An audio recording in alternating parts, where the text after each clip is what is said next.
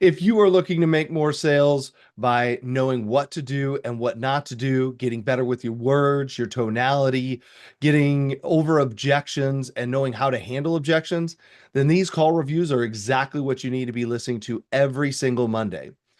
If you're new here, I'm Ryan Valet, your Fexpert or Final Expense Expert. I do one of these call reviews every Monday, so be sure that you listen in. Do me a favor, stop the video, like, subscribe, hit the notification bell, and drop a comment down below. Let me know what you guys thought of the call. Let's get into it. Hello. Hey, good morning. Is this He's not in at the moment. okay? No worries. When is a good time to give him a buzz? He sent me a message yesterday, requesting information on burial insurance. He told us to call him today, so I'm calling. I missed my guess. What time is a good time to call him? Trying to reach him again. Yeah, he's out of town for the weekend, and Oh, yeah, he's out on family matter. So it's hard to say when he'll be back. okay, no worries. So let me ask you, because I don't want to keep calling you guys and bugging you guys. I don't want the phone to keep ringing and bugging you guys. You think is just inquiring, or is he serious about purchasing some insurance policy for you guys? He was concerned about the quote. Needed a quote. That's what he wanted, a quote. Oh, I see, I see. Okay, not a problem. So do you think it'd be fair for me to call him Monday, or do you think I should just, I mean, I don't want to bug you guys. So what's a good time you think, or if I should even call you guys? I don't want to waste your day or your time. All right, so the first thing that I want to point out here is I don't ever say, I don't want to bug you. I don't want to bother you. It is good that he brought up, yeah, just, what his seriousness was as far as looking into the information. That's really, that's not a bad thing to ask, especially if you've been trying to get a hold of him, especially if he told you to call today and then all of a sudden he's out of town. But you really want to avoid saying, "Yeah, I don't want to bother you." You're never bothering somebody. Never ever are you bothering somebody because they requested the information. And if they requested the information, you're here to help. Think about it this way. You would never call the doctor and ask them to give you a call back for the next appointment and for the doctor to say, "Oh, well, am I catching you at a bad time?" No, you called and requested them to call you. So just remember, you're never bothering somebody. And when you make it sound like, "Well, maybe I'm bothering," then they start to get the thought of, "Well, I mean, I feel like maybe he's bothering me." Don't ever put that out there. Remember, what you put out is what you get back. I could say about him because he's really not a phone person, and I Who re- take care of all the business for him. All right. Well, are you ready for that quote? I could give you that quote for him if you have all. My wife usually knows everything about me, my medications, everything. So if you have all that info, I could give you the quote right now. Well, yeah. All right, he did exactly what I hoped he wouldn't do. Judging by the length of the call, I was kind of assuming this is where it was going to go, but he's going to be lobbing out a quote for him. I will tell you that is not good. Now, a good question to ask is, okay, so usually, my wife does everything for me. So do you handle everything for your husband? Like if we found something for him, you'd be able to get a hold of him and we could go through an application if it made sense. Get that confirmation. If she comes back with, "Oh yeah, I don't really do anything without him. I got to have him on the phone. We got to talk about it first. I just want a quote." Do not give in and just give them the quote. All you're asking is to spend, in this case, 17 minutes with somebody who is not going to move forward. The last thing you want to do is spend time with somebody who's not prepared to actually go through an application, especially if they're giving you that indication that they're not going to. And given this fact, she is clearly not interested in going through an application and trying to get him on the phone because she's already probably lying to you and making something up. So don't just try and get a quote out there to get a quote. That's not going to help you. Focus on when you can get him on the phone. Now she's saying, he's not really a phone person. Well, if he's not a phone person, then how are you ever going to go through an application? How are you ever going to ask him the health questions? How are you ever going to get him to sign? Those are all the signals of somebody who is not a buyer. Remember, you're not a quote machine. Don't act like one. take the quote, yes. And, All righty. let it- Let's see here real quick here. So we're in Mississippi, right? yes. Okay, in case you missed it, excuse me, my name I'm with Ryco Life Solutions, and the call is being recorded for quality assurance. I want to be sure that I'm doing a good job, okay? Let me see Okay. here. First couple of questions are pretty easy.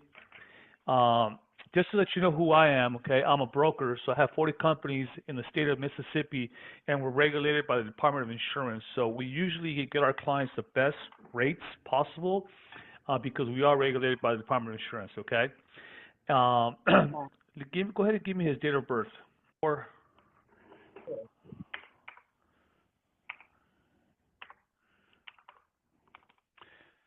and how tall is he? And how much does he weigh? Now, it could be about Okay, I'm gonna put 5. And how much does he weigh? Do you think? 212. 212. All righty.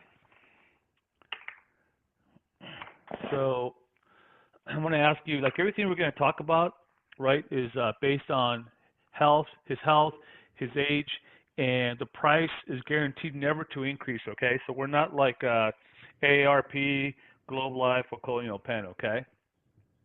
Okay. As I'm putting these numbers, let me ask you this, Ms. Are you familiar with term and whole life insurance? Well, not really. No problem. I'll give you a quick rundown. So term stands for terminates, which means that you can have it for 10 years, and if for some reason you outlive it, you have nothing. So you're starting all over, your family's not covered. Whole life is just as it states, from the minute you purchase that policy, it'll be in place until the very end when your family needs that policy, and the price will never change, and there will not be any health examinations or anything like that. So we're going to talk about whole life, and whole life is what you want, okay? Okay. So we're going to do that. Let's see here. So I got him his birthday as 4. Let's see here. And 6. All right, here comes the questions. About 8 questions, okay? All right. Sure. No. Any how long has he had how long all these insurance I have 40 different companies I shop for you guys, right? And each company has different that paper and pen or pencil. I'm ready. Let me ask you a quick question. I know that in my household and most family households, the wives take care of all the business. I know my wife does. If any of these numbers make any sense to you, any reason why you wouldn't want to get approved today, get your husband approved today? Well, we really not able right now. Mm-hmm. Yeah. Is it the money? Yes, it's the money. Yes. I appreciate that being straightforward with me. And let me ask you, is it because you guys won't get your Social Security or your pension until next month, probably? Right. All righty. Here we go. So do me a big favor. Write down $10,000. Okay. Okay. And then right below that, $15,000, and then right below that, $20,000. Okay. Okay, now 20. Okay. All right. So let me ask you a quick question.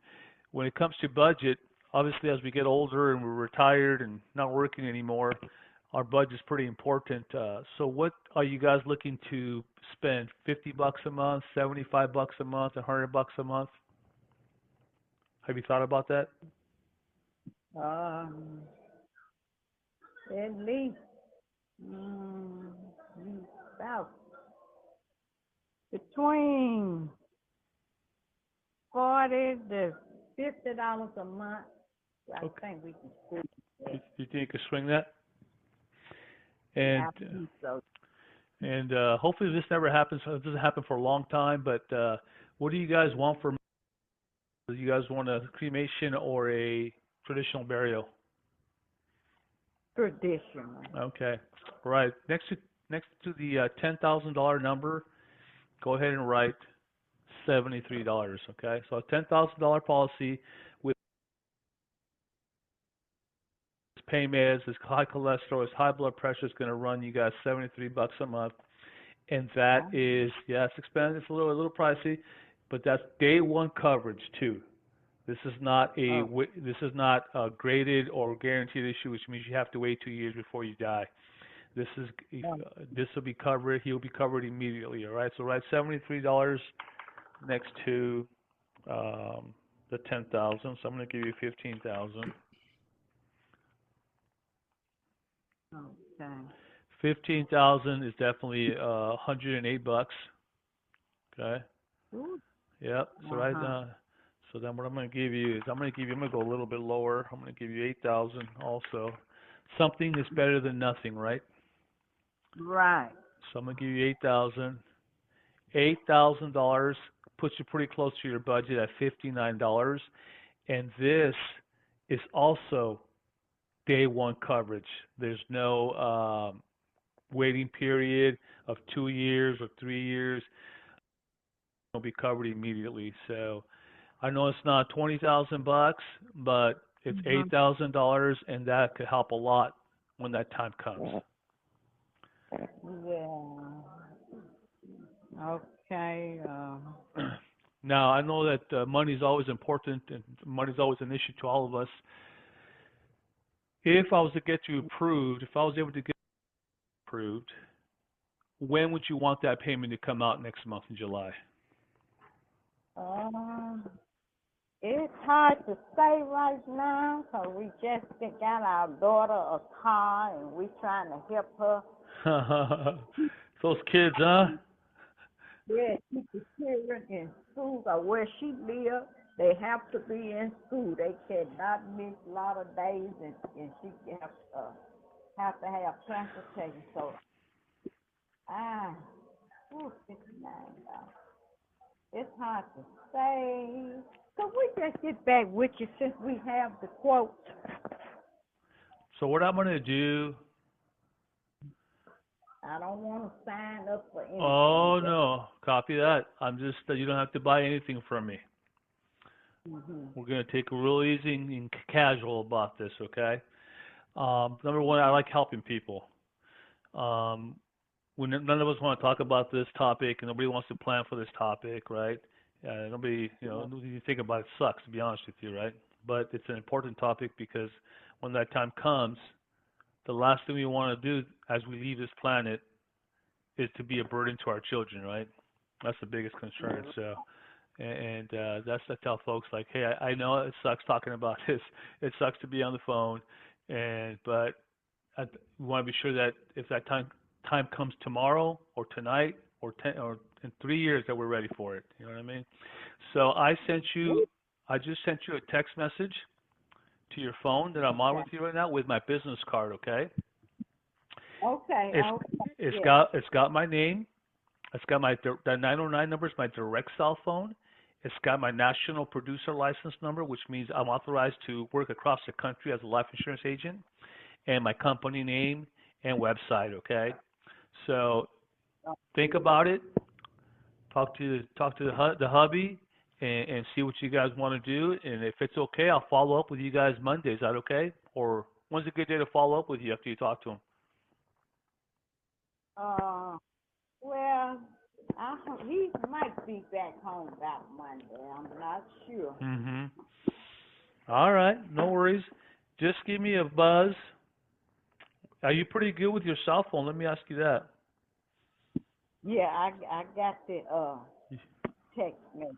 Okay, cool. What I'll do is, if it's okay, I'll shoot you a text Monday late morning.